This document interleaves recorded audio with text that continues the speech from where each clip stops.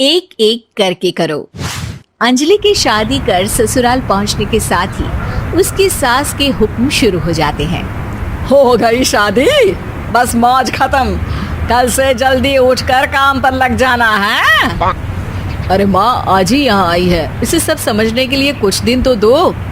मेरे और बहू के बीच की बात है, तू घर के मामले में ना बोलियो। इस पर जतिन वहाँ से अपने कमरे में चला जाता है और सास अंजलि को काम की लिस्ट सुनाने लगती है। सुबह पहले घर की सफाई करनी है, फिर कपड़े धोने हैं, साथ में खाना भी बनाना है। एक की वजह से दूसरा काम रुकना नहीं चाहिए है। जी मम्मी जी ठीक है। ये कहकर अंजलि अपने कमरे में चली जाती है। अंजलि, मम्मी हमेशा बोलती थी बहू आएगी तो उनका काम हल्का होगा, पर मुझे नहीं पता था कि वो काम हल्का करने की जगह टाल ही देंगी। कुछ नहीं होता, ये सब मैं अपने घर में भी तो करती थी, मुझे आदत है, कोई दिक्कत नहीं होगी। ठीक है, पर अगर कुछ हो तो बता देना। दोनों सो जाते हैं और अगली सुबह से अंजलि जल्दी उठ के सास के बताए कामों में जुट जाती है, जिसमें वो जैसे ही कपड़े धोने लगती है तो सास वहाँ आ जाती है। अरे सुनो, ये कपड़े ऐसे नहीं धुलेंगे, सबको डिवाइड कर फिर एक एक करके अलग अलग धोने हैं। क्या एक एक कपड़ा अलग करके? एक बार में सुनाई नहीं देता क्या? वही बोला है मैंने, लग जाओ काम पर हैं? सास की बात मानते हुए अंजलि एक एक करके कपड़े धोना शुरू करती है, जिसे करते हुए आधा दिन बीत जाता है। अरे रे, सुबह से कब दोपहर हो गई पता ही नहीं चला, अभी तो खाना भी बनाना है। अंजलि भागते हुए रसोई में जाती है, जहां उसकी सास पहले से ही उसे खड़ी मिलती है। खाना बना लेना, देखो पहले पकोड़े तल दो और एक एक पकोड़े अलग अलग तलना, नहीं तो कोई कच्चा कोई पक्का रह जाता है। सास की हर बात में एक एक की कहानी अंजलि के समझ में नहीं आती, लेकिन फिर भी वो बिना कुछ बोले काम करती रहती है। अगली सुबह फिर वही शुरू होता है और सास एक बार फिर खाने के समय रसोई में आती है। आज क्या बन रहा है हैं? वो जतिन ने भिंडी की सब्जी, रोटी और धनिए की चटनी बोली है, इसलिए वही बना रही हूँ। अरे वाह जी वाह, बढ़िया है। पर भिंडी एक एक करके धोना, फिर टोवेल से पोंछकर एक एक करके ही काटना, साथ ही धनिए की पत्ती भी एक एक करके ही धोना। अरे पर मम्मी जी।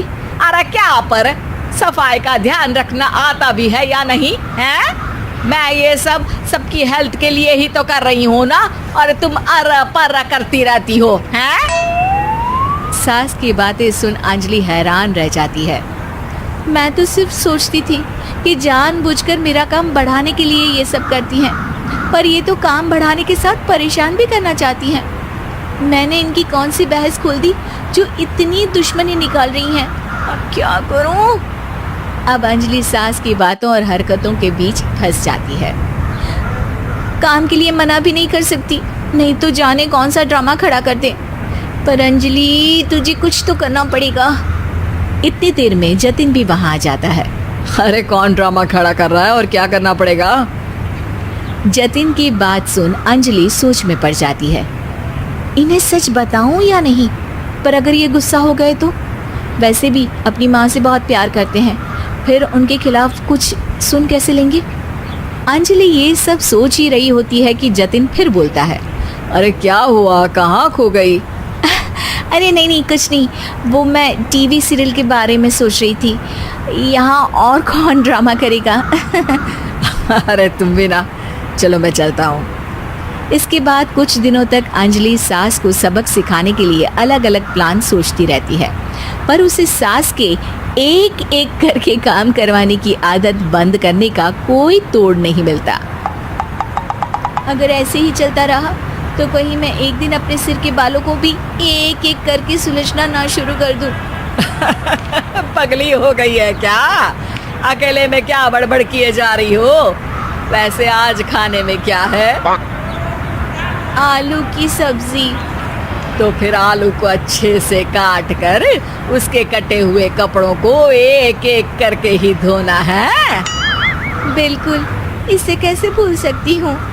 मेरे जी का जंजाल। अरे बातें कम काम ज्यादा हैं। अंजलि एक बार फिर सास के कहे अनुसार काम करने लग जाती है, जिसमें सब्जी बनाते हुए उसके दिमाग में एक आइडिया आता है और वो सास को आवाज लगाती है, मम्मी जी सुनिए जरा इधर तो आना। अंजलि की आवाज सुन सास रसोई में आती है। अरे क्या हुआ, क्यों गला फाड़ कर चिल्ला रही हो?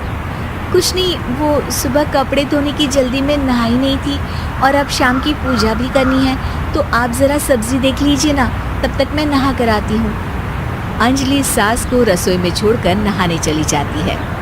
इसी तरह देखते देखते 4 घंटे बीत जाते हैं, लेकिन अंजलि बाथरूम से बाहर ही नहीं निकलती, जिसे देख सास उसे आवाज लगाती है। अरे बाथरूम में ही समाधि लगा ली क्या? यहाँ सब्जी बनकर ठंडी भी हो गई और अभी तक तेरा नहाना खत्म नहीं हुआ। मम्मी जी जैसे आप कहती हैं ना, मैं वैसे ही एक एक करके अपने बाल शैम्पू कर रही हूँ, तो अभी 3 घंटे और लगेंगे। तब तक काम और जतिन को खाना सर्व करना आप संभाल लेना।